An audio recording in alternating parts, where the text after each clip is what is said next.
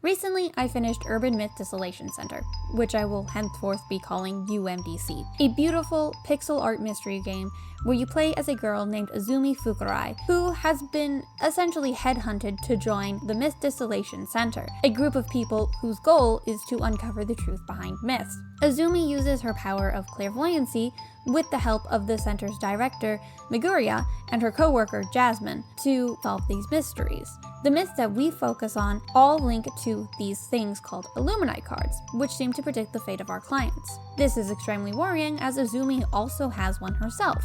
It is a fantastic game that I truly adored, right up until the final 10-ish minutes. So, as I tend to do, I'm going to use my problems with the game as a way to dissect and better understand writing. This will obviously involve spoilers, so heads up there. If you're interested in the game, go play it, you'll have an amazing experience. Mostly. Now, let's talk about what killed the game for me.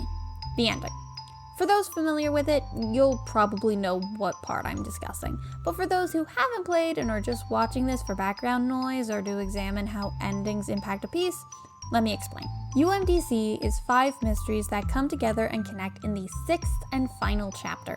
By then, it's clear that all of this is somehow tied into the murder of Mr. Uno Tenshu. This mystery was never actually solved by the police, but online rumors claimed that it was committed by a university professor who specialized in folklore and wrote a lot about the occult and myths, a man named Tsutsumu Kisagiri. These rumors led to an online harassment campaign, which ended with Kisagiri ending his life. Since then, Kisagiri and some of his books became the ideological heart of a cult who call themselves Zimmers. These Zimmers are trying to bring about what they dub the Great Reset, something that we've been told time and time again would completely destroy society. At the very beginning of the game, the player is also shown Azumi standing in a field of rubble with text that inherently link it to the idea of the Great Reset and what the Illuminati cards have brought about, helping to build the tension. At the end of the game, the player uncovers the identity of the man who's been leading the Zimmer cult, the man who is determined to bring about the Great Reset.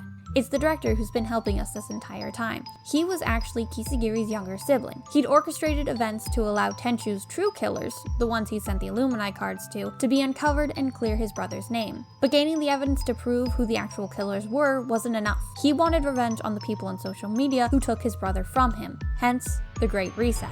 This was a fantastic reveal. The player could have already deduced both the fact that the director was connected to what was happening because of his obsession with seeing how the Illuminati cards events unfold, and the fact that the perpetrator was the younger sibling of Kisagiri who wanted revenge. There are also little images and hints that lead us to believe that the director is said sibling, so it's fantastic. It was also clear that Azumi herself was somehow involved in these plots. Not only does she have the final Illuminati card, but some of the people who've been orchestrating the mysteries that we've involved around the myths have lines that hint at Azumi encouraging or even assisting them. But how would a character whose thoughts we've seen the entire time have hidden this from the player? And this is where it goes wrong. In the last 5 minutes of the game, it's revealed that actually, Azumi and the director are the same person, and this wasn't some big play that she was doing to fool everyone else. See, this was all orchestrated by Ayumi Kisagiri, another identity who was introduced at the very end. Throughout the game, it turns out that there were 3 identities: Ayumi, the director, and Azumi. The former 2 had worked together to orchestrate events and had Azumi, who was given no memories of anything, play the lead role.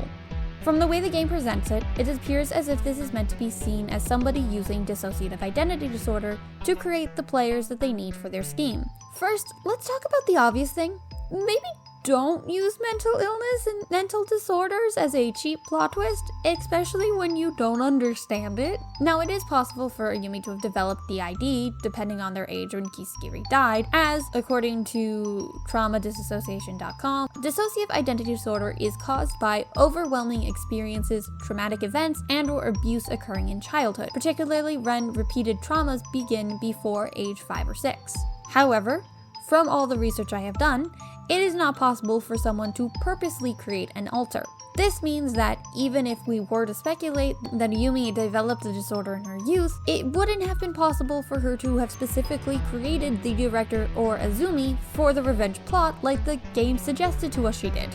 But Then there's also the ramifications that this has. Jasmine, the third member of the center, who's actually an undercover police officer investigating the center, doesn't know about this. While we never actually see Jasmine and the director come face to face, we know that they've talked on the phone. When we identify or uncover a myth, Azumi receives a call from the director. Now sure, maybe the director pre-recorded these calls and was so smart that they knew exactly when to send those fake calls out. Or maybe those calls were all in Azumi's head, even though at some point it seems like everybody can hear it, but yeah. But even if we ignore that, at the start of the game, Jasmine notes that she used to receive those calls from the director. So how did Jasmine not recognize that the voices were the same person? Was the first part of this plan to go and get voice training? At the end of chapter 5, we also see Jasmine confront the figure who we're told is the big bad, only for the building that they were in to collapse. It was a huge, dramatic face-off, and we see Jasmine pull up the person's mask before the whole place comes down around them.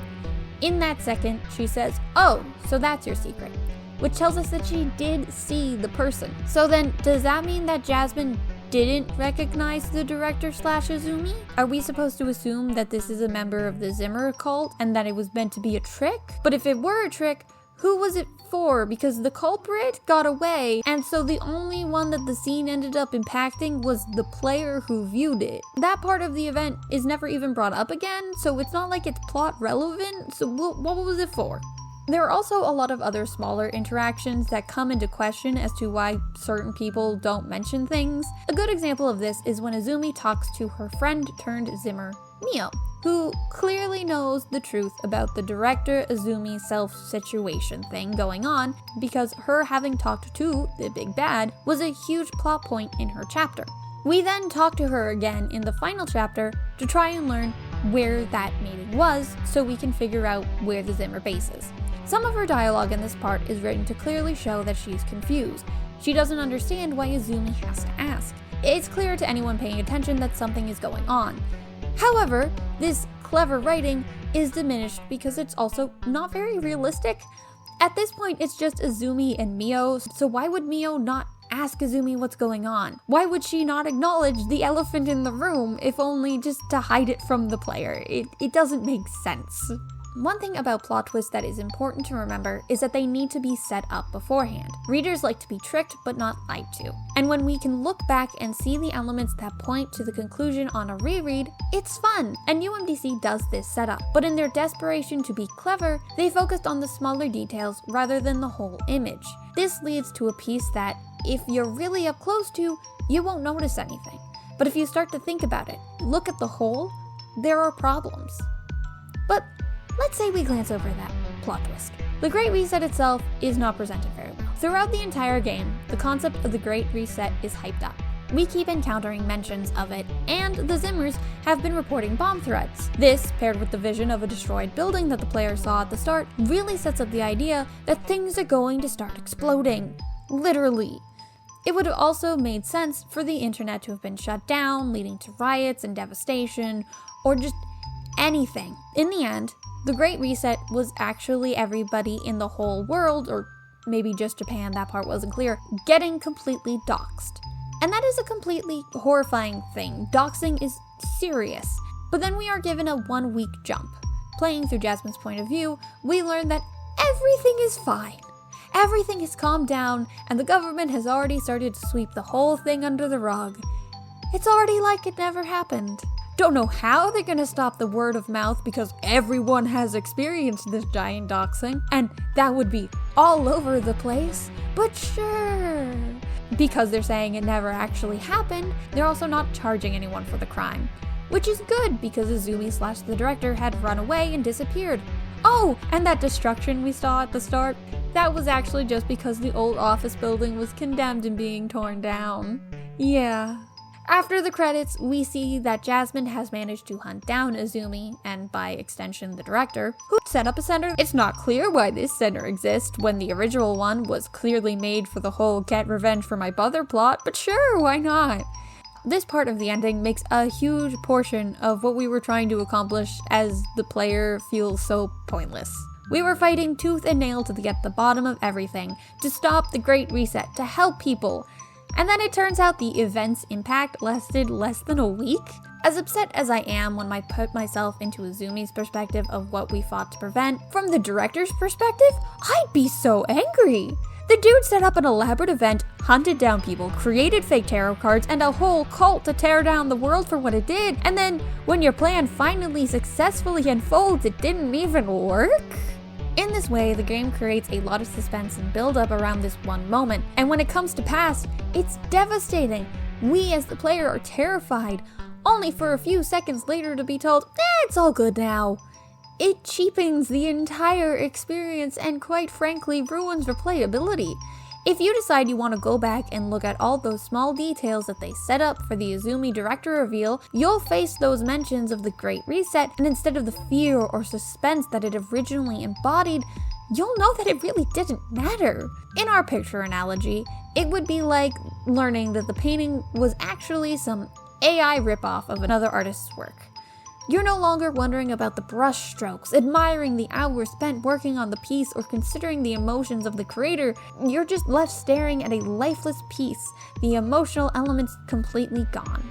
Finally, there's the small, little detail that the ending sort of takes away from the elements meant to help present part of the story's moral. From the whole brother was harassed online to the point of suicide thing, you could probably guess that the moral of the game's story is, hey, the internet's a dangerous place. You have to be careful about what you say or what you believe. This is reinforced every time that Azumi has to use not Twitter to learn more about information from a case. Right from the beginning, we see that people online are cruel. They bully others, they spread speculations and rumors, they dox people and cyberbully.